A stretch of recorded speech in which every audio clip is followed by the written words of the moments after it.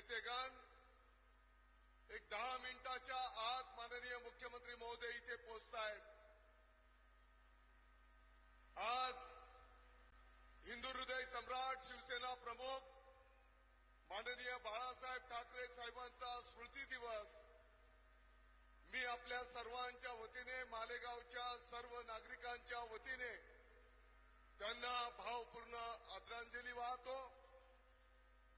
खरं म्हणजे या विधानसभेच्या निवडणुकीच्या प्रचाराच्या दरम्यान आपण यापूर्वी काय काय विकास कामं संपन्न केली, भविष्यामध्ये आपल्याला काय काम करायचे आहेत याचा अजेंडा घेऊन जनतेच्या दरबारात गेलो। परंतु आपण पाहिलं असेल जे काही प्रमुख आपले विरोधी उमेदवार उभे आहेत त्यांनी विकासावर न बोलता काहीतरी उद्धटपणे खालच्या पातळीवरनं टीका टिप्पणी करणं आणि खोटं बोलणं एवढा एक कलमी कार्यक्रम गेल्या 8 दिवसांच्या पासून त्यांनी चालवला। मला वाटतं पहिले 5-7 दिवस 8 दिवस लोकांची करमणूक झाली आणि मग त्यांना कळून चुकलं की आपलं काहीतरी चुकतं आहे आणि मग आता त्यांनी बोलण्याची भाषा बदललेली आहे। आपण बघितलं असेल अगदी खालच्या पातळीवरनं टीका टिप्पणी करणं, दादा भुसेच्या वडिलांच्या विषयी खालच्या पातळीवरनं बोलणं, एवढी त्यांनी पातळी त्या ठिकाणी गाठली। ज्याने माझे वडील काढले त्यांना मी सांगू इच्छितो, माझ्या वडिलांच्या विषयी बोलला मी ऐकून घेतलं, हरकत नाही, परंतु खरंच जर तू मर्द असशील तर आमच्या एखाद्या महायुतीच्या कार्यकर्त्याविषयी बोलू दाखव। उद्धव साहेबांनी पण काय मर्द म्हणून उल्लेख केला, कदाचित उद्धव साहेबांना माहित नसेल, त्यांनी तपासणी केली नसेल। आज काही लोकांनी आपल्या मालेगावच्या अनेक तरुणांची फसवणूक केलेली आहे। संस्थेत नोकरी लावून देतो म्हणून 500 पेक्षा जास्ती लोकांकडून पैसे घेतले आणि आज माझी माहिती आहे या निवडणुकीच्या साठी सुद्धा काही संस्थेच्या कर्मचाऱ्यांकडून सक्तीने वसुली केली जाते आहे आणि म्हणून कर्मचाऱ्यांना वेठीस धरणं, अनेक तरुणांची फसवणूक करणं हे चुकीचं काम या संस्था चालकांच्या माध्यमातून त्या ठिकाणी होताना आपण सगळेजण पाहतो आहोत। आणि परत कुठलीही निवडणूक लागली तर मग तुझ्या मुलाला लावून देतो, तुझ्या जावयाला चिटकवून देतो, अशा प्रकारचं आमिष त्या ठिकाणी दाखवलं जात आहे। अर्थात मालेगावला आता हा खेळ जुना झाला आणि म्हणून येणाऱ्या काळामध्ये या सर्व महात्मा गांधी विद्या मंदिर आणि आदिवासी सेवा समितीच्या कर्मचाऱ्यांना सुद्धा सन्मानाची वागणूक मिळाली पाहिजे आणि तिथे त्यांचं भयमुक्त वातावरण आपल्याला निश्चितपणे करावं लागेल, हे पण मी आपल्याला या ठिकाणी सांगू इच्छितो। समोरच बाजार समिती आहे, काही लोकांनी तर तिथे लघवीला सुद्धा टॉयलेटला सुद्धा जागा ठेवलेली नाही, त्या जागा सुद्धा विकून टाकल्या। हवेतला FSI सुद्धा विकून टाकला आणि आता जे दुसरे महाशय आलेले आहेत त्यांना तिथे BOT प्रकल्प करायचा आहे। जसं शेतकी संघची जागा यांनी खाऊन टाकली त्या पद्धतीने आता मार्केट कमिटीची जागा यांनी खायला घेतलेली आहे आणि म्हणून आपण असं होऊ देणार आहोत का? आपण असं होऊ देणार आहोत? आणि म्हणून मी आपल्याला सांगू इच्छितो, डिसेंबर जानेवारी महिन्यामध्ये यांचा मार्केट कमिटीचा टांगा आपण पलटी करू आणि सामान्यांच्या शेतकऱ्यांच्या हातामध्ये आपण निश्चितपणे त्या ठिकाणी सत्ता देऊन चांगलं कामकाज आणि मी पण माझ्यामध्ये सुधारणा करून घेईल। मी पण आता स्वतः लक्ष घालणार आहे काही कामकाजांमध्ये। मागच्या काळामध्ये मालेगाव तालुक्याच्या जनतेने सत्ता दिली, परंतु मी काही तिकडे ढुंकून पाहिलेलं नव्हतं आणि म्हणून येणाऱ्या काळामध्ये आम्ही महायुतीचे सर्व नेतेगण निश्चितपणे त्या ठिकाणी लक्ष घालणार आहोत। मी माननीय आल्याच्या नंतर स्वागत आणि आभार तर व्यक्त करणार आहे, परंतु आपल्याला विनंती करायला मी आलेलो आहे. गेल्या 15 दिवस महिन्याच्या पासून तुम्ही सर्वांनी जीवाचं राहण केलंय. खूप अफवा आल्या, कदाचित आणखी 2 दिवस अफवा चालणार आहेत, परंतु त्याला थारा न देता तुम्ही धनुष्यबाण महायुतीला आशीर्वाद देण्याच्यासाठी रात्रंदिवस कष्ट केले, त्याबद्दल तुमच्या सर्वांचे मी आभार व्यक्त करतो. समोरचे जे 2 उमेदवार आहेत त्यांची WWF डुप्लिकेट लढाई चालू आहे.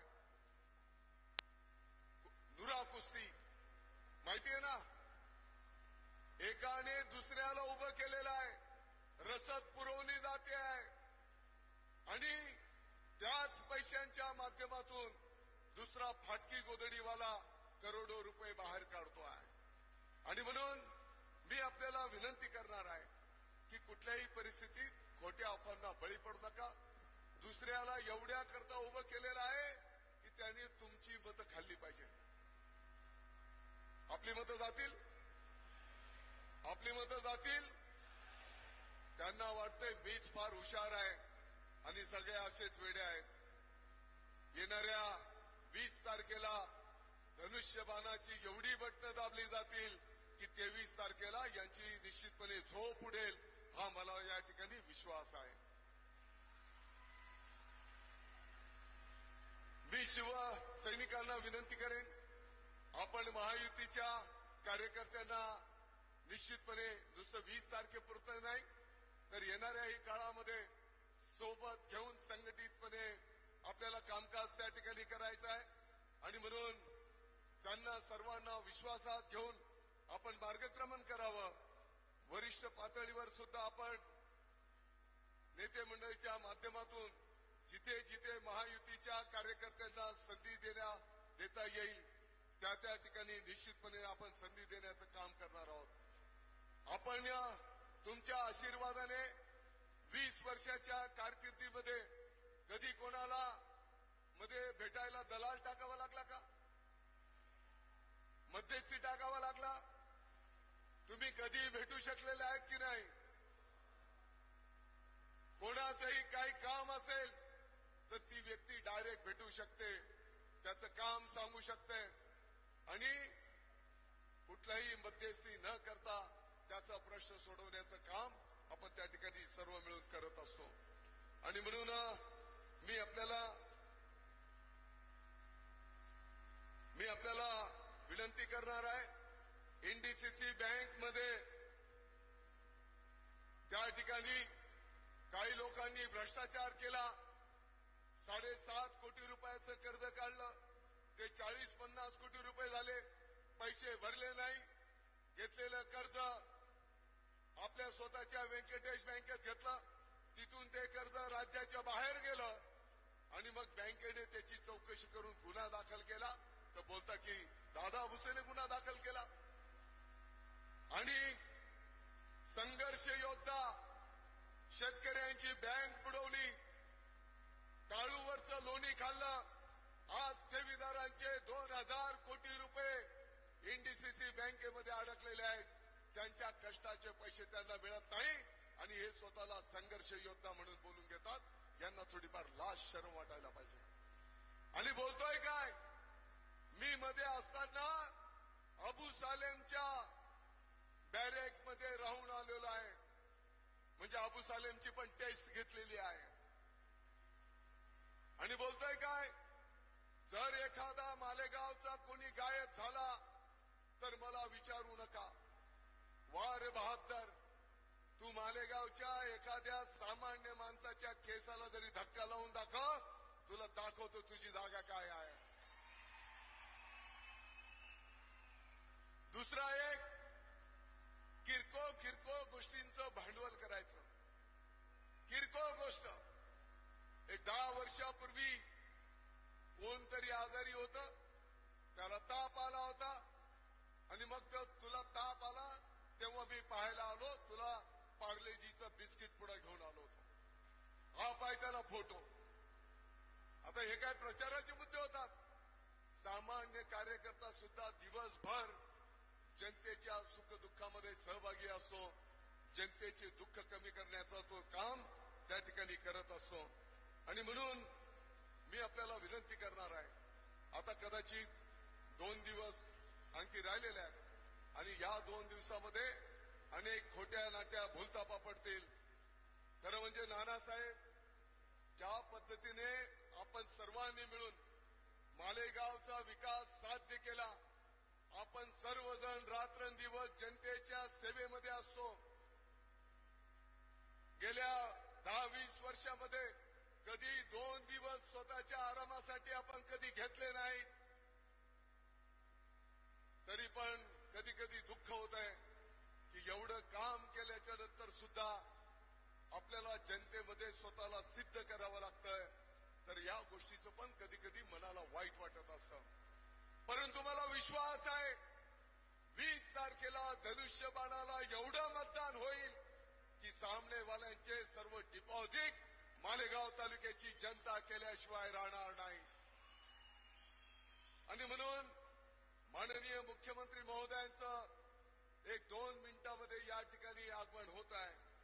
मुख्यमंत्री महोदयांच्या समोर आपण मालेगावच्या काही बाबी निश्चितपणे त्या ठिकाणी मांडणार आहोत आणि त्यांच्याकडनं येणाऱ्या काळामध्ये आपल्या या मालेगावचे प्रश्न सुटण्याच्या दृष्टिकोनातून आपण निश्चितपणे त्याचा फायदा करून घेणार आहोत. एनडीसीसी बँकमध्ये जर कर्ज माफीची जी आता घोषणा, जो अजेंडा आपल्या सरकारने घोषित केलेला आहे, ही कर्जमाफी जर झाली तर साधारणपणे 56,796 शेतकऱ्यांना 2,293 कोटी रुपयांची कर्जमाफी आपल्या नाशिक जिल्ह्याच्या शेतकऱ्यांना त्या ठिकाणी होणार आहे. आणि म्हणून ही पण विनंती आपण माननीय मुख्यमंत्री महोदयांना त्या ठिकाणी करणार आहोत. मालेगावच्या विकासाच्या संदर्भातले काही मुद्दे आपण निश्चितपणे माननीय मुख्यमंत्री महोदयांच्या समोर त्या ठिकाणी ठेवणार आहोत. मी आपल्याला विनंती करेन, मुख्यमंत्री महोदयांचा या ठिकाणी आगमन होत असताना अतिशय जल्लोषामध्ये आपण टाळ्या वाजवून त्या ठिकाणी त्यांचं स्वागत करूया. कोरोना काळामध्ये सुद्धा आपण सर्वांनी मिळून अनेक रुग्णांची सेवा त्या ठिकाणी केली. अनेकांना जीवनदान देण्याचं डॉक्टर महोदयांनी त्या ठिकाणी पुण्याचं काम केलेलं आहे.